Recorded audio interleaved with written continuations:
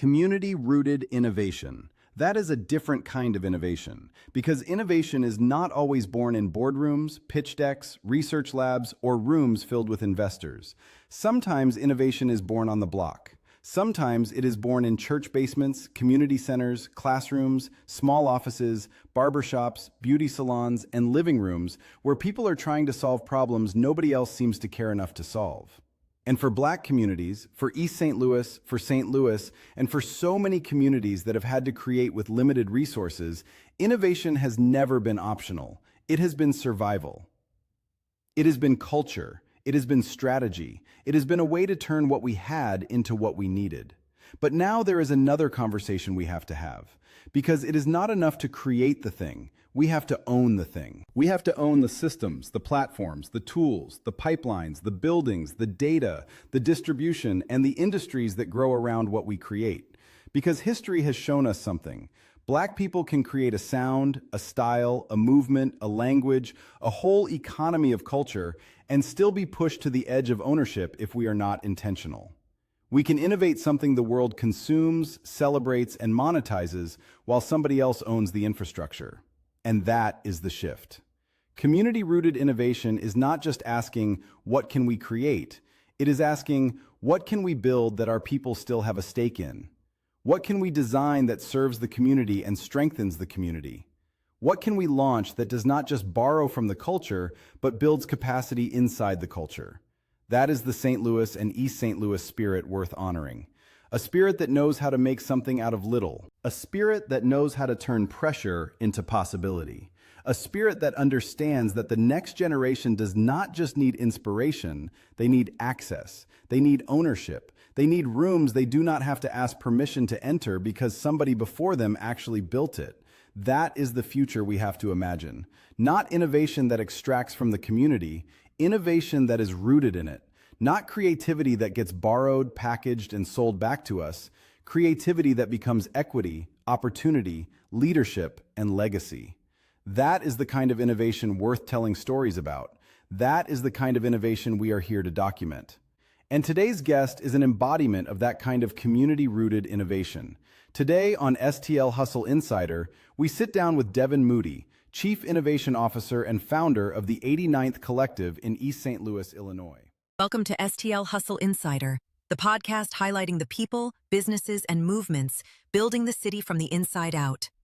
Hosted by Cortez Hustle, each episode brings you real conversations, local insight, and the kind of stories that remind us why St. Louis keeps pushing forward. From the neighborhoods to the boardrooms, from the creatives to the community builders. This is where St. Louis stories get the spotlight. So lock in, tap in, and get ready. This is more than a podcast. This is STL Hustle Insider, and it starts now. Okay, listen up. Before we bring in today's guest, it's time to go inside STL Black History. This Inside STL Black History moment is powered by the STL Virtual Resource Center, supporting the stories, history, and people building St. Louis. Today's guest, Devin Moody, is a native of East St. Louis, and before we get into that conversation, we have to acknowledge that East St. Louis has a history deeper than the headlines, deeper than the stereotypes, and deeper than the way the region is sometimes talked about. In 1917, just across the river from St. Louis, racial tension, labor conflict, migration, and white mob violence collided in one of the deadliest attacks on Black people in American history. Black families had come north looking for work, safety, and a better life. But in the summer of 1917, homes were burned, people were attacked in the streets, and the trauma reached far beyond one city. The violence was so disturbing that it helped inspire a silent protest march in New York City, where thousands marched without speaking to demand justice and federal action. So here's today's Inside STL Black History trivia question. What is the name commonly used today for the 1917 racial tragedy that took place in East St. Louis? Don't Google it, don't cheat, stick around because we'll reveal the answer at the end of the show. Now, let's get into today's conversation with Devin Moody. All right, ladies and gentlemen, welcome to STL Hustle Insider. I am sitting with a powerhouse of a young lady. And when I say powerhouse, This ain't new. Like, I'm talking about a 20-year veteran of serving the community. So I'm excited to get into this conversation. I'm, of course, Cortez Hustle. I'm going to let her tell you who she is. So as we get started, I ask everybody the same question when they come and sit next to me on Inside STL Hustle. And that question is this: who the heck are you? Whew, that's a loaded question. Okay. All right. Well, give it to us. We got time. Okay, so first off, my name is Devin Moody. I am a native of East St. Louis, Illinois. I am a daughter, a mother, a lover of Paris, pizza, pasta. Mm-hmm. I love the community. I love helping other people to um, have a better quality of life because they learn how to monetize the gifts that they have. Mm-hmm. I love family. Um, Mm-hmm. I love glasses. Okay. Okay. And I know we'll talk a lot more about the deep things, but I wanted to start off with something like that because doing this work sometimes it gets heavy. So It I had gets to heavy. it gets heavy. So I had to come in with some of those things that I love to keep moving on. So Okay, well, I love that. Well, let's get into a little bit of that history. You said native of East St. Louis. I like to take everybody back, and I'm not talking about back to the beginning of entrepreneurship. I'm talking all the way back. I'm talking elementary, middle school, high school. Devin, what was your upbringing like in these East St. Louis streets? okay, so I was pretty sheltered. I'm the baby of 10 Okay. with 7 brothers. Wow. So enough said. I have 7 brothers. No games. No. I had no problems. Right. Okay. Okay. But I am the daughter of a cobbler and a cosmetologist. So my Okay. dad has been a shoe repairman for over now about 65 years. Wow. Okay. Yeah, he started in high school, and then my Hmm. mom, a cosmetologist, grandmother, cosmetologist. Okay. And so I was almost born in my grandmother's cosmetology school because of my Okay. mom's work ethic. Yeah. Uh, but I grew up very close family, Hmm. and small business has paid for my life. It was, it sent me Okay. to college. It made sure that I was able to participate in programs and Yeah. have experiences and really learn at a young age Hmm. the importance of small business to this community or any community. Got you. So third generation entrepreneur, Mhm. because you said grandma was Mhm. also Mhm. cosmetologist. What were some of the conversations like around the dinner table and just in car rides to some of those events that you were able to take part in? And what were some of the conversations that probably didn't hit you as a kid that they were Mhm. business talk, but as you grew older, you're like, oh man, they were actually talking business and you're using some of those principles today. My goodness, it's so many. If I would take one from my dad, the biggest one is to treat everybody the same. Okay. And actually, we talked about that earlier. Like, Mm-hmm.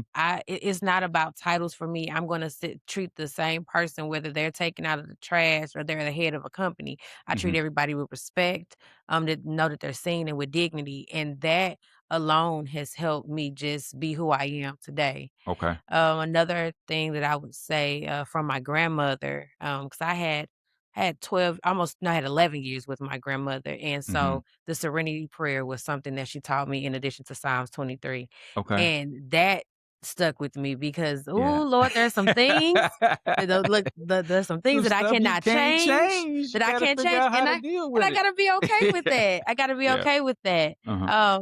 If I would say something from my mom, Mhm. it's a lot of things from my mom, especially, just because I'm a daddy's girl. Me and my Okay. mom are best friends, but I was my mom, only biological daughter, and she just knew I was gonna be into all of the Mhm. makeup and all the things, but I was rough.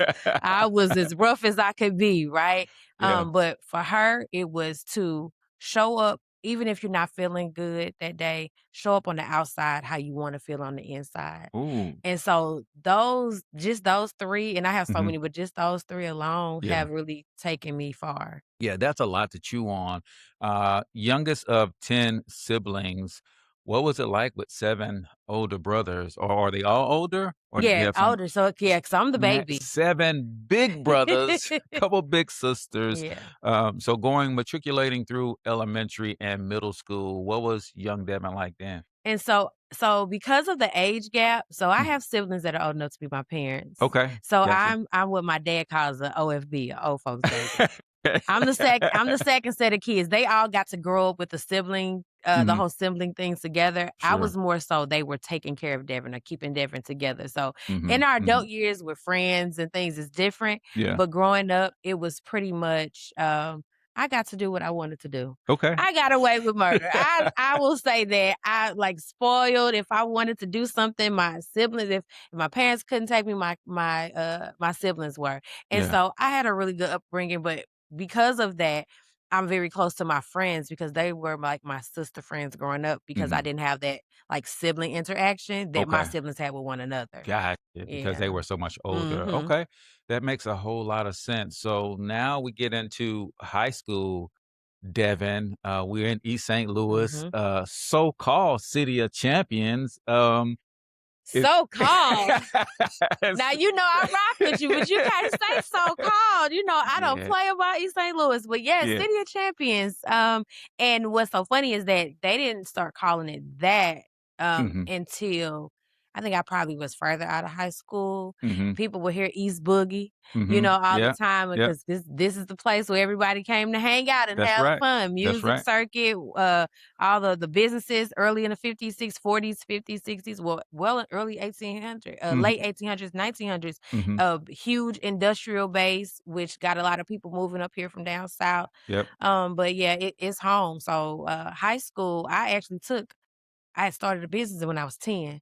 Okay. So I started a candy store, and from that Mhm. it kind of changed. By high school, I was making clothes, I was dressing my friends, Okay. I was doing folks' homework and typing papers. I, Listen, I learned early you about learn early to turn a skill into an opportunity for monetization and really just, I would say, capitalism, because Mhm. not always monetization, because I'm sure there was some bartering back then. Absolutely. It's like, hey, I'll do your Absolutely. paper if you Yeah, do this or do that. absolutely. Okay, well, high school, then you go off to college. Well, before you go off to college, did you guys get any of those championships while you were in high school? So high school, so I was on the tennis team. Okay, Okay, so when I was in school, our basketball team was amazing. So we went to state multiple times, basketball, boys basketball. I Track remember. team's always Hmm. been great. I have Yep. amazing friends who were, as we call track girls. Track girls, they Okay. state, um, and And which of the East St. Louis schools? You talking about East St. so Louis I went High, to East or did Side. you go to East? Yeah, I Okay. went to East Okay. Side. East St. All Louis right. class of 2001 all Okay. day. All right. All One right. of the best classes. All right. So, couple state championships, or at least a couple times to state while you're in your tenure. And I'm teasing about, so-called City of Champions, because they truly are. Every time I look up, they're raising another banner in Eastside High, whether it's basketball, football, track and field. I Beta mean, just team. some So amazing. my beta club went to state. So I Okay. mean, I was in the beta club too. So we So went to state as well. So some flat out amazing, amazing sports programs here. But then you out of high school matriculate into college world. What school and did you feel like you were fully prepared for college? So I went to the University of Illinois Urbana-Champaign. So I didn't Mhm. have to change my colors. I was orange and blue high school, orange and blue for college. Nice. And right. So that I do feel like I was prepared, Mhm. but the one thing that I wasn't able to prepare for, even though I went to, of course, from East Side, Mhm. predominantly black city, I because of my parents and I always used to being in diverse situations from Mhm. their friends and colleagues to places they took me and Yeah. things in business.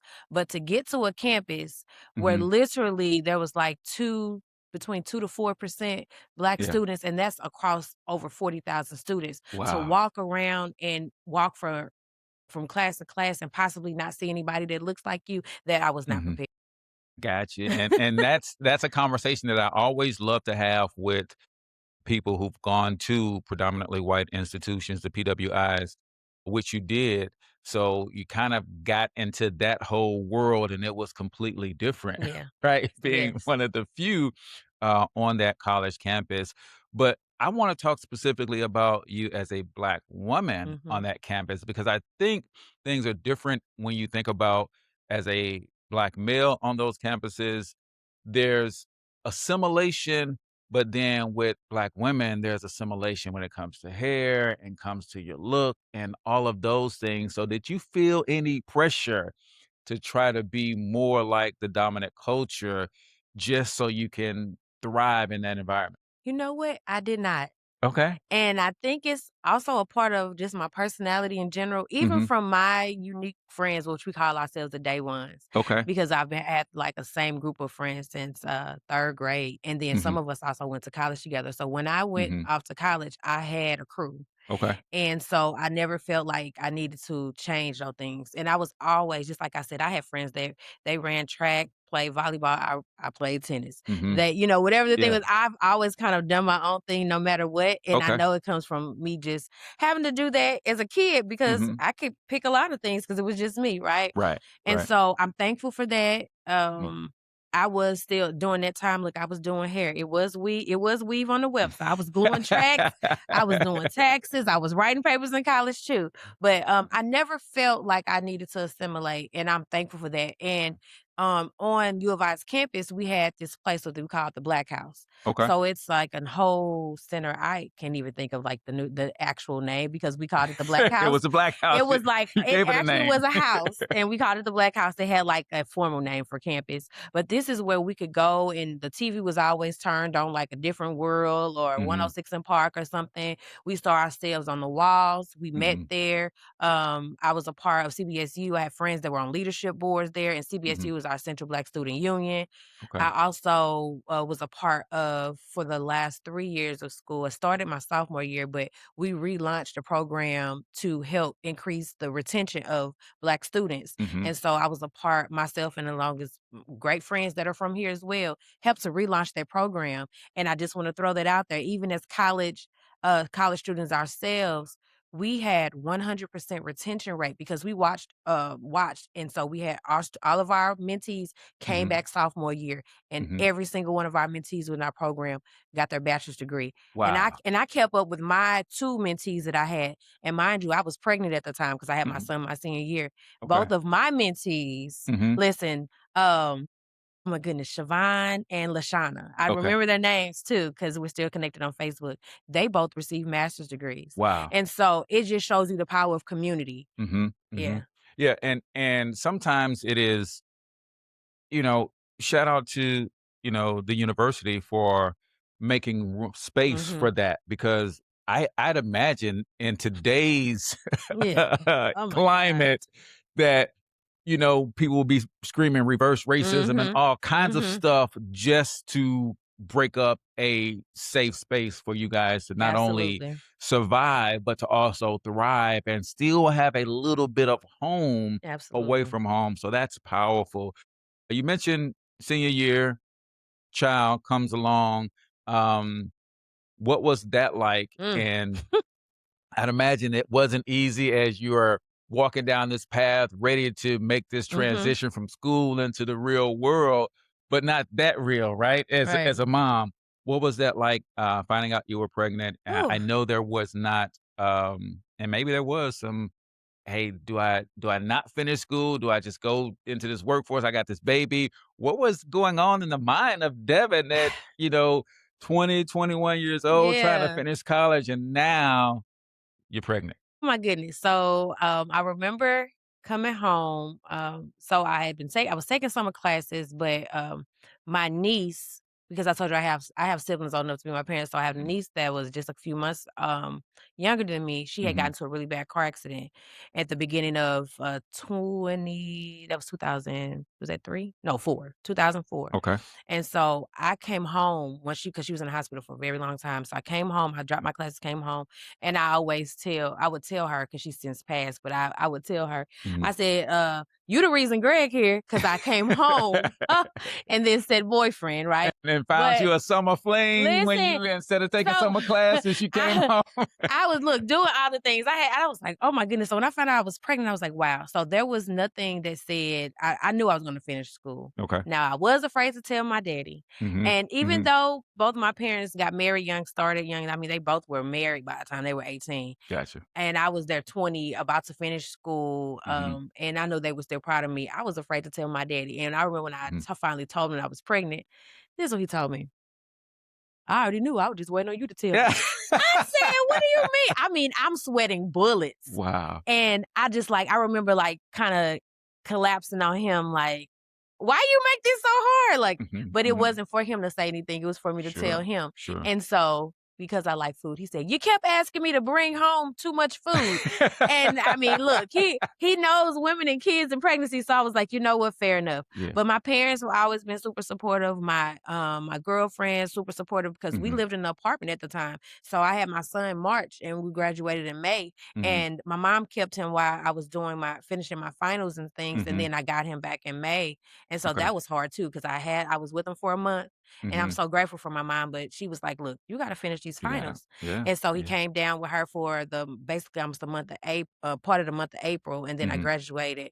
And then my friends would help me during the summer before we all came home in August. Gotcha. So I have an amazing, to this day, village, and his TTs are amazing. Okay. And they stepped in. And so they're part of the reason that I was able to just kind of flow the way I did. Sure. So village is everything. So I want you to speak to that young college student right now.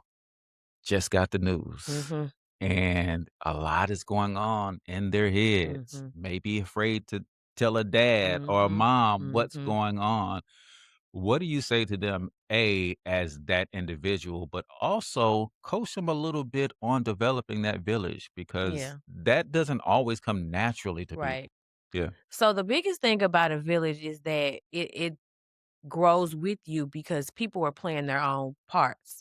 And to have a village means, and to have a relationship, friendship, that means that you all are relating and you're working together to grow something. That means that you're contributing and they're contributing as well. Sure. So a lot of times people say, oh, you got the crew, because we help one another. You can't be in a position that I need a village and you want to take. Village doesn't work like that. Now, it comes a point where you need more from the village than you're able to give, because that's why the village exists.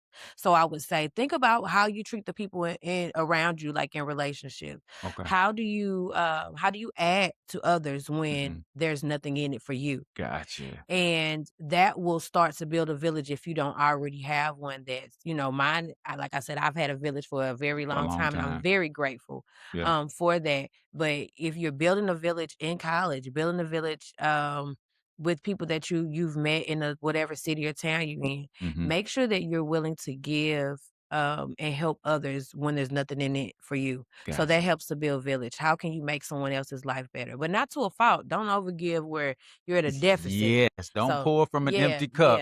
Make sure you're taking care of yourself. So I would say that. And I would look at, because I've met other students that were like, I remember you telling your story, because, I was almost there. It was hard. It was very challenging, because I also had just switched majors. And so I was an English major. And then I found, I was like, I want to do something in business. And I discovered that I loved marketing. And so that was a different college. I went from humanities, and then I went to College of Agriculture, because my major was consumer and textile marketing. So I think that's what makes me a good consultant, because I study consumer behavior and why we think the way we do, like as people. And so that was in the College of ACES, which had a whole nother set of courses. So I literally I was pregnant. I took 19 credit hours my senior year, fall and spring. Wow. And then I had to take like an independent study with the professor, which was just me doing a research paper in order to finish up that degree, because I changed majors my junior year. Wow. So don't change majors your junior year if you can help it. Sometimes it happens, but of course I didn't know I would be pregnant as well while taking 19 credit hours. Gotcha. So I would just say, look to see how you can add to people. That's how you add to others. That's how you build your village and your community. And then you watch how people treat you when nobody else is looking and when they don't have anything to get out of it. And as you do that, just kind of look at the resources. There's so many resources out to help students today. And don't let anybody make you feel ashamed for asking for help. And that was me going into the what a DHS office to get food stamps, Mhm, to mhm. get WIC when my son was born. I had no idea that formula cost that much. I was like, "Oh my gosh, I gotta give them what and who? It costs how much?" Whatever you need, if there are things available, sign up for them. Don't let people make you feel any kind of way. Mhm, Because I'm sitting in rooms now where I'm having to articulate to people who are like, "Oh, you received food?" I absolutely did. I mhm. received food stamps. I received a medical card before and WIC. But now I know what both sides. I know what private insurance is like. I know all the things. Sure. And those are what things that help me to get to where I need and help me be able to take care of my kids when I need it too. And let that Yeah, also be a stepping stone and something you need to move forward. Don't ever let anybody let you yeah. make you feel ashamed for needing some help. I think that is so powerful because sometimes that shame leads to making very permanent Mhm. decisions while you're in a temporary state of emotions, Absolutely. and we don't want to see that happen. Well, we got to take a quick commercial break. You talked about village, and now you are here building a whole ecosystem. So we're going to talk about that, but I got to take a quick commercial break. And taking us to this commercial break is one of my favorite STL R&B artists. If you like smooth jazz and the deep baritone, a la, um, Will Downing is who this Mm. young man reminds me of with his vocal style, then you're gonna love Latif. You can catch his music at latiflive.com. So listen to Different This Time, and we'll see you on the other side of this break. Keep it locked right here. Do you really love me enough to go again? I'll reset the dial. Let's get high. Lose sight of our useless past and realize we can do it different. We can do it different this time. We can love all over, baby, it ain't a crime. Oh, just you and me forget the world and see loving ain't we can show you what I mean. Yeah. We can do it different this time. Picture this: a customer sees your post, likes what they see, and leaves a comment asking for more information, but you are busy serving customers, answering calls, and running the business. By the time you respond, they have already moved on. The problem was not a lack of attention. The problem was what happened after the attention showed up. That is where Social Lead Web comes in. We connect your content, comments, direct messages, lead capture, CRM, and follow up so interested customers have a clear next step. Instead of posting and hoping, you build a system designed to turn attention into conversations and leads. Go to ihustlemg.com or check the show notes for complete details.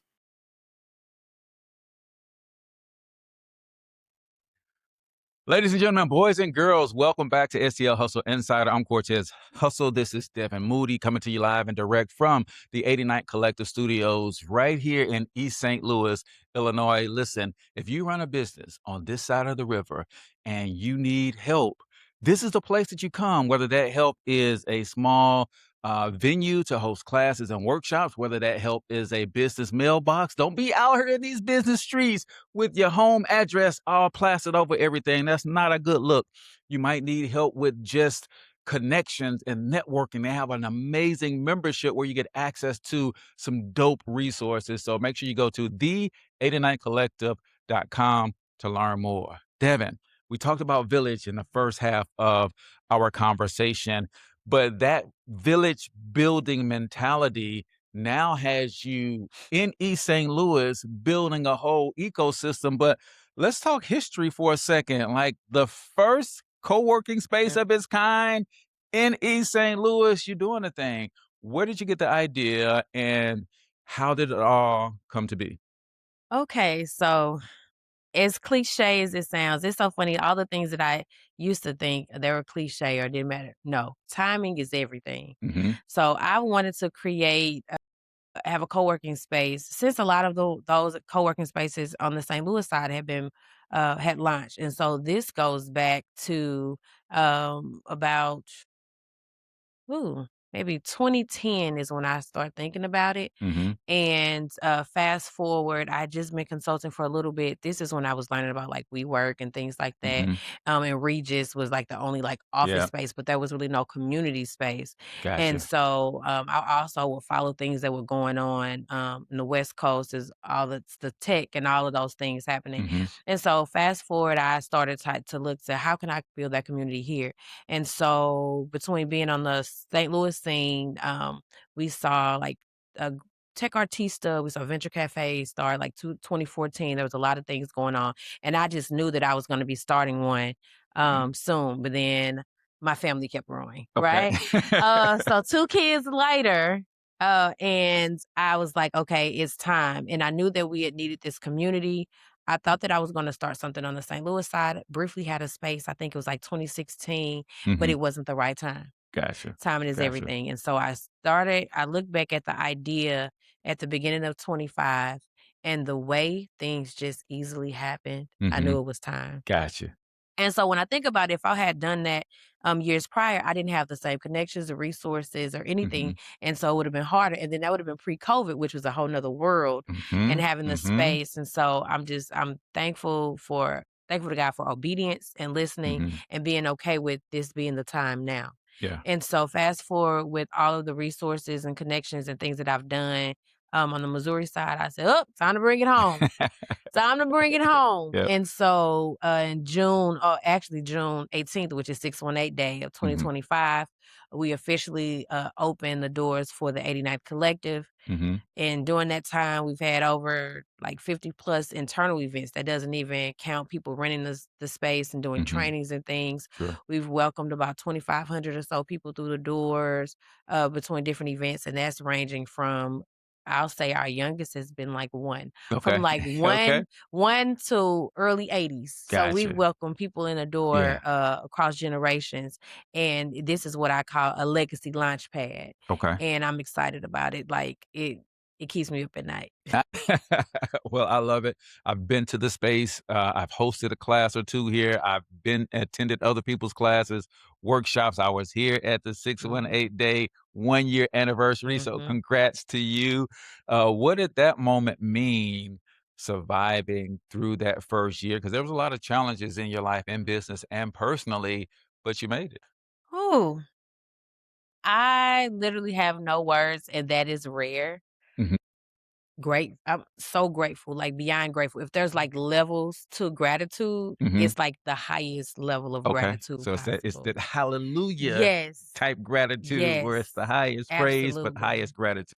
And that's where I am because I know that me executing this vision and creating a platform for other people to come in, Mm. to be seen, to do Mhm. things, and to welcome in so many people are like, oh my gosh, I didn't know something Yeah. like this could happen over here. Oh my gosh, I didn't know I could be a part of this.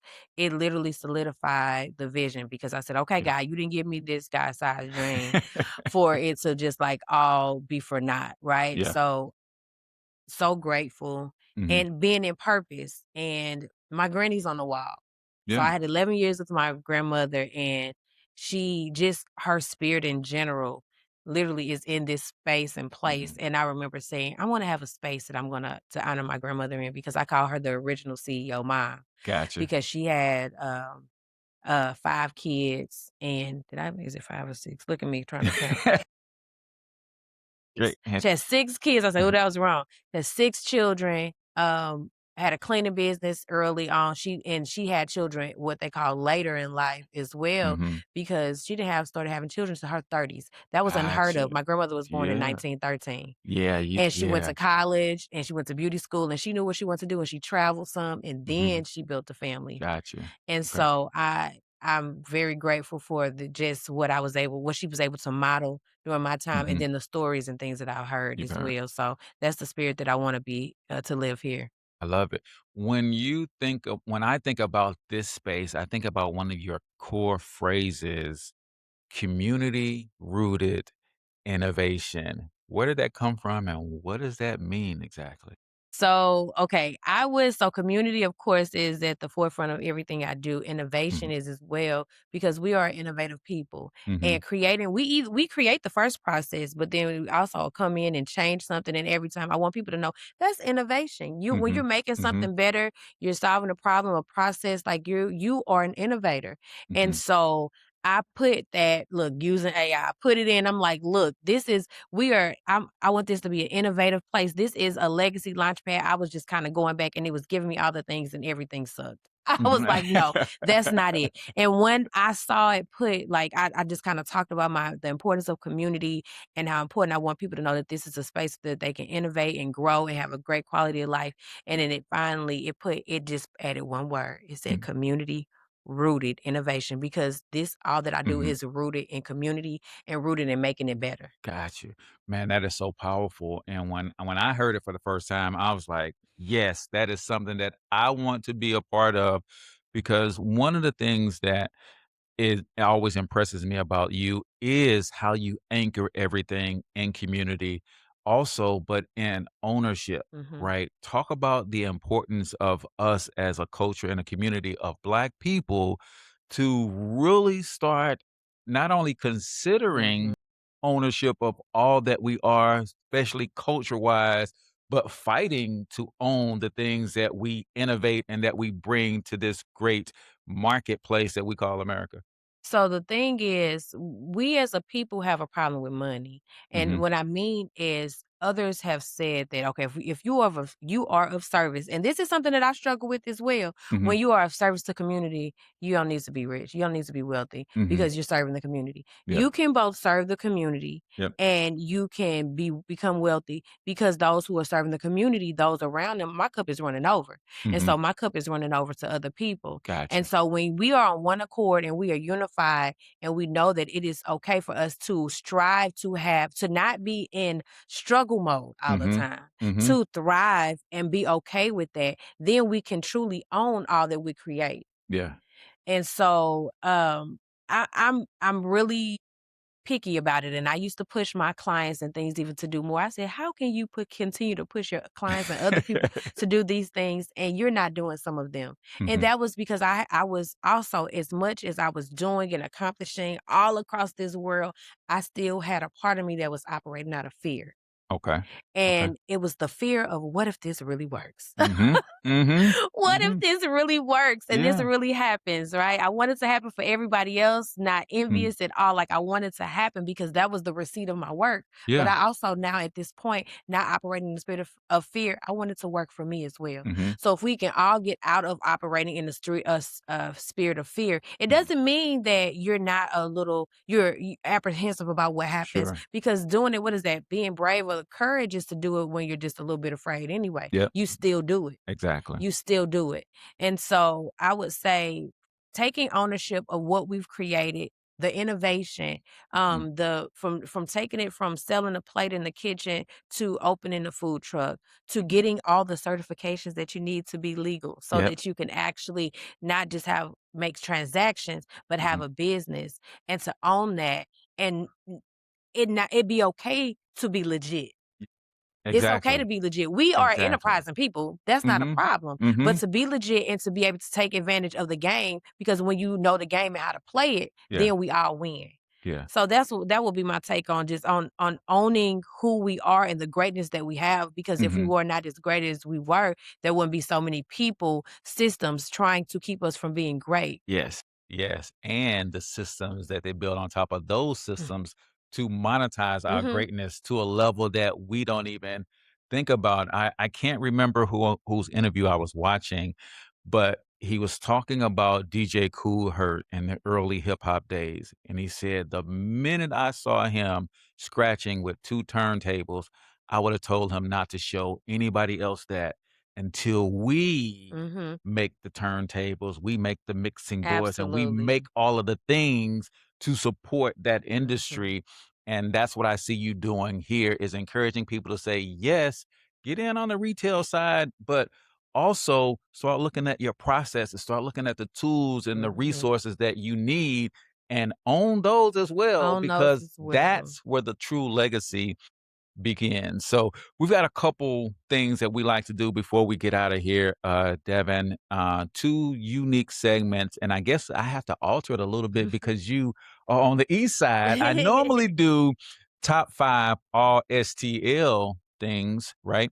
But since we're on the east We side, can mix it because I'm mixed. you mix. I'm You half mix. East St. Louis, half St. Louis. You So you can mix. mix it if you So want we're to. gonna do your top 5 all ESTL, whether it's top 5 places, venues, people, activities, whatever those things are.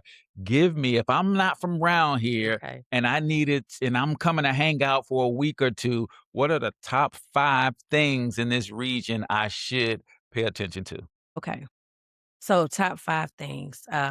I want to take it, especially in paying homage in business. So Personal Touch Boutique is a business that's been in this area over 30 plus years, maybe longer. I Okay. remember 30 plus because my school was that way, Mhm.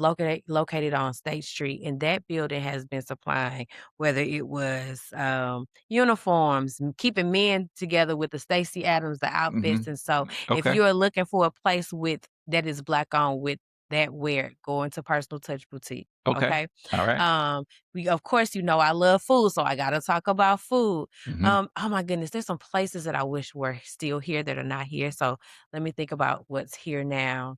Um, there is, oh my God, it's a food truck, but he's stationary. So Mhm. on State Street, delicious. Okay. So the best burrito, taco, shrimp, beef, all the things, food, Okay. located about 55th and State Street near Mason Clark. Gotcha. And I will also say now, and this is looking at both sides, it's the rice. And we have wars. We have wars about the best rice house, just like y'all. Like we have wars too. So for me, it's 38th Street all day. Okay. And so Eastside Chop Suey is my favorite place to get rice. Okay. I get Eastside rice, no pork, no ham, with Okay. a shrimp St. Paul and a pineapple vest. There you go. Okay. There you So go. Wait a that's minute. Like talk about the vest. Like yeah. like you gotta have vests Mhm. just if you're a St. Louis but when it comes to with Chinamen, Mhm. it just hit different, right? It hits different. And I like peach too, but there's something about that pineapple. So Yeah. pineapple or peach would do. Gotcha. That's another place. I also want to shout out Big Mama's Barbecue, which is Mhm. on Kings Highway and St. Clair. Okay. They actually have good snoot, and I don't really mess with other people's snoot besides my daddy's, but they have good snoot. They Okay. have good rib tips Okay. and these little corn nuggets. Okay. Okay. So Big Okay. Mama's Barbecue. Okay. So And you got then- 5. We got the boutique. Yep. We've got the rice. We've got the delicious. We've got Big Mama's. Now we got to do some fun. All right. So the fun is, oh my goodness. So I have not gone in a long time. So it was formerly Skate King. It's Skate City now. Mhm. But Skate King, everybody still knows this Skate King. Skate Mhm. King / Skate City is a place to go. And so listen, I used to go skating all the time, but I'm a Mhm. dancer. Mhm. I would take my skates. My mama think I'm going skating. I'd take those skates and put them in the locker. So guess who does not know how to skate very well? Me. But put on the dance beat and I got you. I ain't leaving the floor. So that's where I would say to go. Yes, So got some top place to 5. eat, some place to have some fun for all Okay. ages, All right. and to get dressed. Well, that is Devin Moody's top 5 all ESTL. We've got one more segment that we've got to do, and I call this one freestyle because I'm a beatbox, and you gon' you gon' freestyle. I got some bars, but now I feel like I'm on okay. the spot. Hold on, let me see. I'm ready. So freestyle is as I'm developing my journalistic chops, I realize I don't always ask the right questions. And sometimes the conversation doesn't go in a way that might be beneficial to you. So freestyle is where I give you 60 seconds. Okay. Anything that you want to talk to people about, what's on your heart that I didn't ask or we didn't get to in this short 30-minute interview or so, then I'm going to give you 60 seconds to speak from your heart, whatever you want them to know. And then afterwards, make sure you tell them where to connect with you at. So let me set you up. Let me bring you in. Let me pass you the mic. Ladies and gentlemen, this is freestyle right here on STL Hustle Insider, the Devin Moody edition. Give them what you got, sis. Okay. If you thinking that you don't belong, you do. I need you to come not only to the 89 blocks, but to connect with business owners, connect with people with good ideas, talk to our youth. Um, we need you. We need the village. The village has been dismantled in some ways, they're trying to dismantle the village. So we need to recreate what that is. I need you to know that your ideas are great. If they're not, you can get business and technical assistance here. If you need a community, we have that. If you need to have access to Wi-Fi, we have that. If you need to just be around people who care that you succeed, we have that. So you can come to the 89th Collective at 1265 North 89th Street, Suite 4 in East St. Louis, Illinois, 62203. And we are here. Follow us on all social media platforms at The 89th Collective. And our website is the89thcollective.com. But you belong. We want people with new ideas. We want people with old ideas. We want people, if you think you're a nerd, because I'm a blurred right here, okay? If you have something that you want to say, come down here because we'll listen. Drop the mic. Boom. Just like that. So the 89 Collective on all social media platforms. She's Devin Moody. I'm Cortez Hustle. This is STL Hustle Insider. Well, there you have it, folks. That's what we call community-rooted innovation in the flesh. Before we get out of here, let's answer today's Inside STL Black History question. Earlier, we asked, what is the name commonly used today for the 1917 racial tragedy that took place in East St. Louis? The answer is the 1917 East St. Louis Massacre. It has also been called the East St. Louis Race Riot, but many historians and community voices use the word massacre because the violence was largely directed at black residents by white mobs. The exact death toll is still debated, but what is not debated is the impact.